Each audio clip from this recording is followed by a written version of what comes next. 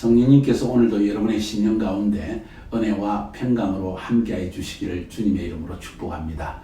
오늘부터 시작해서 여러분과 함께 여호와의 절기라는 제목으로 말씀을 함께 나누기를 원합니다. 특별히 이 부분은 좀 더 절기 전반적인 서론적인 이야기를 여러분에게 나누겠는데 한 3번에서 5번에 걸쳐서 이 말씀을 배우기를 원합니다. 왜 서론 부분을 이야기하느냐?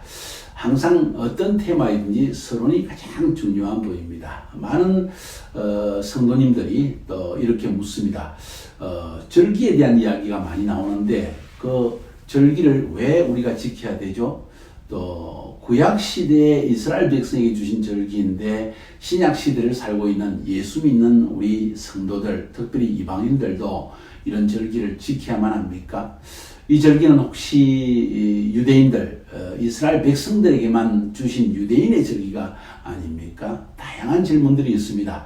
옳은 질문이고 또 거기에 대한 분명한 답을 우리가 가져야 합니다. 그런데 불행하게도 여기에 대한 정확한 답을 주는 분들이 많지 않기 때문에 제가 예루살렘에서 University of the Holy Land 성지대학에서 겸임교수로 실천신학을 가르치면서 나름대로 이 부분을 연구하고 또 이 부분을 여러분에게 한번 알려드리려고 하는 것입니다. 혹시 여러분 가운데에서 이 절기에 대해서 좀 더 자세하게 알고 싶은 분이 있다면 또 성경적인 근거들을 좀 배우고 싶기를 원한다면 여러분 제가 쓴 책 여호와의 절기 하나님의 시간표라는 책을 여러분이 한번 구입해서 사보시면은 절기 전반에 관한 아주 성경적인 기초들을 여러분이 파악할 수 있을 것입니다. 그래서 오늘부터 절기에 대한 서론적인 이야기를 한 3번에서 5번에 걸쳐서 배우기를 원합니다. 먼저 우리가 절기에 대한 서론에 들어가기 전에 오늘 서론의 서론이라고 말할 수가 있습니다. 절기가 왜 우리에게 중요한가? 또 절기를 하나님께서는 누구에게 언제 주셨는가? 그것을 통해서 왜 오늘날 하나님을 믿는 주의 하나님의 백성들에게 이 절기가 중요한 의미를 지니는가 하는 것을 함께 배워보기를 원합니다. 자, 오늘 이 서론의 서론 부분은 사실은 민수기로부터 시작하는 것이 참 좋습니다. 왜냐하면 여러분 잘 아는 대로 민수기는 광야에서의 이스라엘 백성들의 삶의 이야기를 다루고 있습니다. 저는 그것을 이렇게 표현하기를 좋아합니다. 민수기는 광야 교회 이야기이다. 왜냐하면 사도 베드로가 사도행전 2장 3장에서 성령 충만을 받고 난 다음에 광장에 모인 수많은 사람들에게 설교를 할 때 그때 너희들이 이스라엘 백성들이 광야 교회 가운데 있었고 하는 표현을 쓰고 있기 때문입니다. 출애굽한 이스라엘 백성들이 광야를 지나갔는데 그 출애굽한 이스라엘 백성들의 회중을 표현할 때 광야 교회라는 표현을 쓰고 있기 때문입니다. 그래서 민수기 전체는 광야 교회의 이야기입니다. 좀 더 구체적으로 명확하게 말씀을 드리면 민수기는 언제부터 언제까지의 이야기를 기록하느냐 하면은 이스라엘 백성들이 출애굽에서 시내산까지 도달한 것이 출애굽의 이야기인데 그 다음에 시내산에 도달해서 첫 번째 인구조사를 한 이후부터 그 다음에 계속 광야를 지나가서 홍해를 거쳐서 지금의 요르단 남쪽으로 해서 쭉 올라가서 결국은 가나안 땅에 들어가기 직전 요단강 동쪽의 모압 평지에 다다랐을 때까지의 이야기입니다. 그 모압 평지에 다다랐을 때 하나님께서 이스라엘 백성에게 다시 한번 2차 인구조사를 하라고 말씀하십니다. 그래서 민수기는 1차 인구조사부터 2차 인구조사 사이에 일어난 광야 이야기를 기록한 것이지요. 그것이 바로 시내산으로부터 모압 평지까지의 일을 기록했다는 것입니다. 그 민수기 안에는 민수기를 왜 광야 교회 이야기라고 하느냐? 특별히 예수 믿는 하나님의 성도들 또 하나님의 백성인 현재 유대인들에게도 이 민수기는 우리가 하나님과 어떤 관계를 맺어야 되는가? 우리는 하나님을 어떻게 대해야 되는가? 또 이 광야와 같은 인생을 살아가면서 하나님의 백성은 어떻게 살아야 하는가 하는 것을 좀 더 명확하게 보여주고 있기 때문에 어찌 보면 민수기라는 것은 성도를 위한 신앙 지침서다, 이렇게까지 표현할 수 있는 것입니다. 그 안에 지금 절기 이야기도 나오기 때문에 제가 이 말씀을 드리는 겁니다. 자, 그 민수기 전체를 보면요, 먼저 민수기 안에 포함된 내용은 모세를 불러서 하나님이 시내산에서 십계명과 함께 율법을 주십니다. 율법, 다시 말해서 하나님의 말씀을 주셨다는 것입니다. 광야의 삶을 살아가는 데 있어 가장 중요한 가운데 하나가 하나님의 말씀이라는 것입니다. 그게 없으면 세속화되어지고 생각이 성경적 근거에서 멀어지기 시작하고 삶의 기준이 없어지는 일이 일어나기 때문입니다.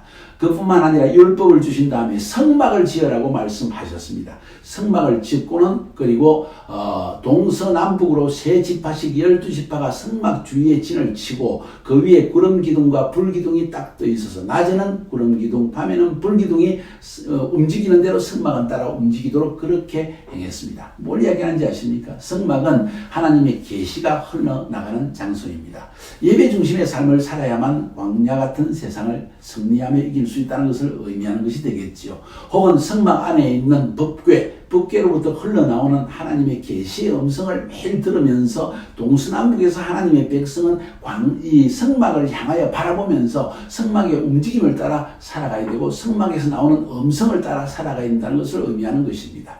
뿐만 아니라 구름기둥과 불기둥은 성령님을 상징합니다. 이 성령님이 움직이는 방향대로 우리가 살아가야 하나님의 인도하심을 우리 삶 가운데 체험할 수 있다는 것입니다. 수많은 사람들이 내 뜻대로 살든지 아니면 세속적인 욕망을 따라 세상을 따라 살든지 내 육체의 욕심을 따라 살아가든지 이렇게 살기 때문에 인생 자체가 실패하고 결국은 출애굽한 1세대처럼 광야에서 문드러져 죽을 수밖에 없는 거예요. 그래서 이 민수기에는 이런 이야기들을 쭉 들려줍니다. 뿐만 아니라 고라 자손이 모세에게 대적하여 반역하고 나중에는 심지어 모세의 형님인 아론과 누나인 미리암이 모세의 권위에 도전하는 일들까지 나타납니다. 그 결과는 무엇입니까? 고라 자손은 지진이 나서 지진 가운데 불이 튀어나와서 완전히 빠져 죽게 되고 그 다음에 미리암은 문둥병에 들게 됩니다. 뭘 가르치고 있습니까? 하나님이 씌우신 영적 권위 질서에 순종하라는 것입니다. 하나님은 우리와 똑같은 사람이지만 모세를 불러서 지도자 삼았다는 것은 모세는 사람이지만 하나님이 택하신 종이요 하나님의 부르심을 따라서 살아가는 사람이라는 것입니다. 그러니까 하나님의 대리자라는 것이지요. 그래서 누가 나이가 많아서가 아니라 돈이 많아서가 아니라 세상 지식이 많고 지위가 높아서가 아니라 하나님이 부르셨고 하나님이 세우신 지도자이기 때문에 복종하고 순종하는 것이 필요하다. 이것이 바로 광야의 삶을 살아가는 성도들에게 꼭 필요한 내용이라는 거예요. 그뿐만 아니라 그 다음 또 가르치는 것이 무엇입니까? 머리와의 물 사건 좋습니다. 너무 갈증이 나서 하나님께 불평하고 원망하고 그리고 중얼중얼거렸습니다. 이것은 뭘 가르치고 있습니까? 광야의 삶이 아무리 힘들다 할지라도 불평하지 말라는 겁니다. 믿음으로 하나님께 감사하라는 것입니다. 우리가 머지않아 가나안 땅에 들어가면 거기는 젖과 꿀이 흐르는 땅이다.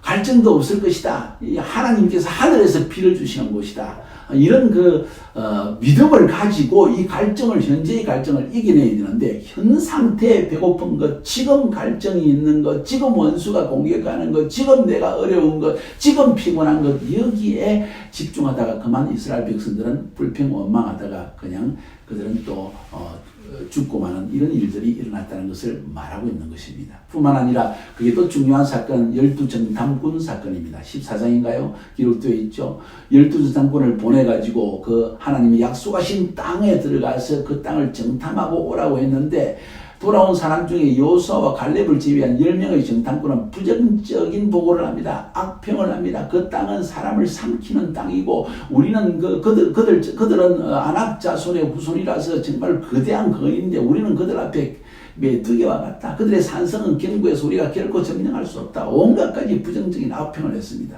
지금 부정적인 말을 한 것이 죄였습니까? 아니요. 그거보다 더 중요한 것이 뭔고 하니 하나님의 약속의 말씀을 신뢰하지 않은 것이 문제예요. 무슨 약속의 말씀입니까? 하나님은 가나안 땅을 반드시 그들에게 준다는 그 약속을 믿지 않았기 때문에 결국은 그들은 멸망하고 말았습니다. 광야의 삶을 살아가는 성도에게 가르치는 교훈이 무엇입니까?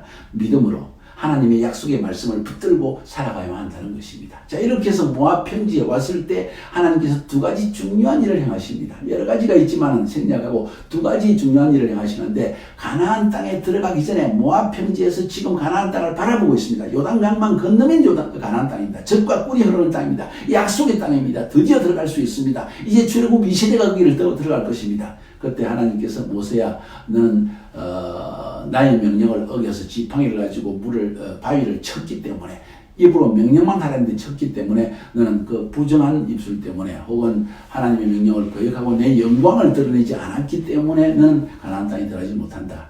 그래서 내가 네 후계자 여호수아를 다음 지도자로 세운다 하고 지도자를 주셨다는 것입니다. 가나안 땅에 들어갔을 때 굉장히 중요한 것이 지도자라는 거예요. 지도자가 없으면 망할 수밖에 없다는 거예요.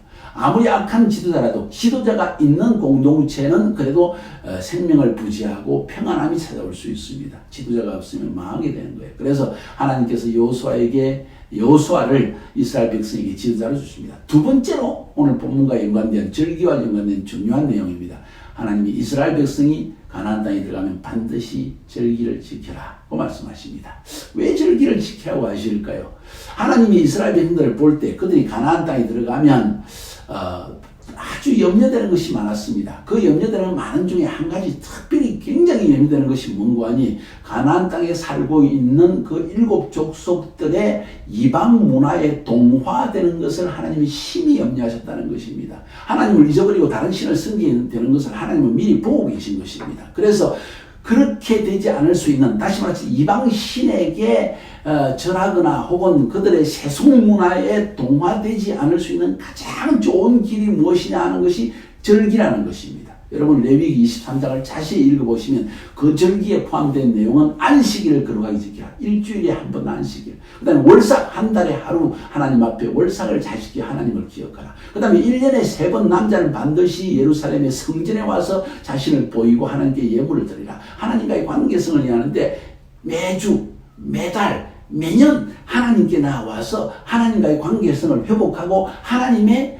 시간표를, 역사를 진행하시는 시간표를 알라는 것입니다. 만약 이 절기를 지키지 아니하면 그들은 점점 세속화되어지고 세상의 문화에 동화되어져서 높은 지위에 올라가고 돈 많이 벌고 내 육신의 쾌락을 즐기고 이런 것에 신경을 쓰다가 결국은 말씀 읽을 시간도 없고 기도할 시간도 없고 예배도 참석하지 아니하고 하나님이 나에게 돈 주나, 하나님이 내 인생을 행복하게 하시나 하는 헛된 말을 하다가 이 세상에서 완전히 광야 같은 세상에서 멸망당하고 만다는 거예요. 그것이 바로 절기를 지켜야 되는 중요한 이유입니다. 자, 이 정도 말해도 여러분이 아직 감이 오지 않을 것입니다. 절기에 계속되는 후편을 여러분이 읽어보실 때 왜 절기가 세속 문화에 동화되지 않기 위해서 중요한 요소가 되는가, 우리 삶의 절기를 아는 것이 왜 중요한가 하는 것을 앞으로 계속 배워나갈 것입니다. 제가 한마디로 말씀드리면 여호와의 절기, 그것은 하나님의 구원의 시간표, 역사 운행의 시간표를 보여주는 것이기 때문입니다. 다음 시간에 뵙겠습니다. 절기 한번 기대하시고 배우시기를 주님의 이름으로 축복합니다.